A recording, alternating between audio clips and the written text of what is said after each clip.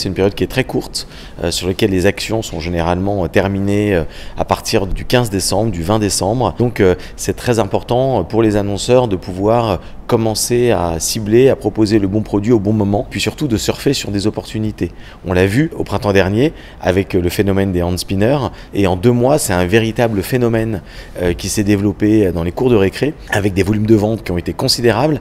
Ce qui était intéressant pour les annonceurs, c'était justement de pouvoir capter ces personnes intéressées par les hand spinners et de pouvoir proposer soit des alternatives, soit des produits.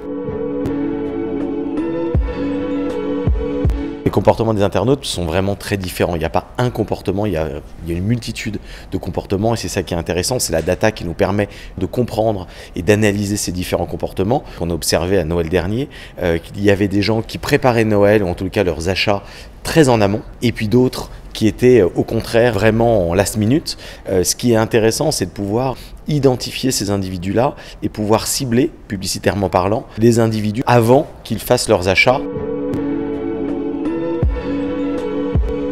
Le retargeting est évidemment un sujet qui est important pour beaucoup d'annonceurs, et je pense notamment aux e-commerçants, mais sur certains produits, on analyse qu'il y a des fenêtres de conversion ou des cycles de conversion qui sont beaucoup plus courts.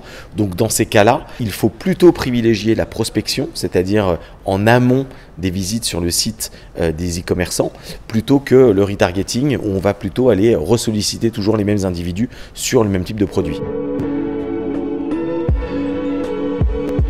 Ce qu'il ne faut pas faire, c'est mettre trop de pression publicitaire, c'est de pouvoir gérer ce qu'on appelle le capping, donc le volume d'impressions qui vont être diffusées par individu. Ce qui est intéressant, justement, c'est de pouvoir travailler en granularité, contrairement au côté volume de masse, qui est forcément moins efficace, parce qu'on a tous envie qu'on nous propose le produit qu'on a l'intention d'acheter.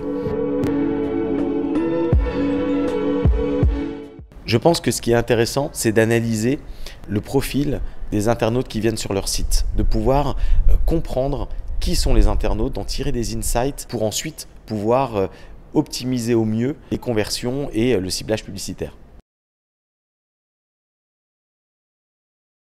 Le ciblage va devenir de plus en plus individualisé. C'est quelque chose qu'on observe déjà depuis quelques années. L'intelligence artificielle aujourd'hui s'intègre réellement dans la publicité pour pouvoir identifier des comportements différents et de pouvoir ensuite mieux cibler les individus pour favoriser le tunnel de conversion et puis la conversion tout court à la fin.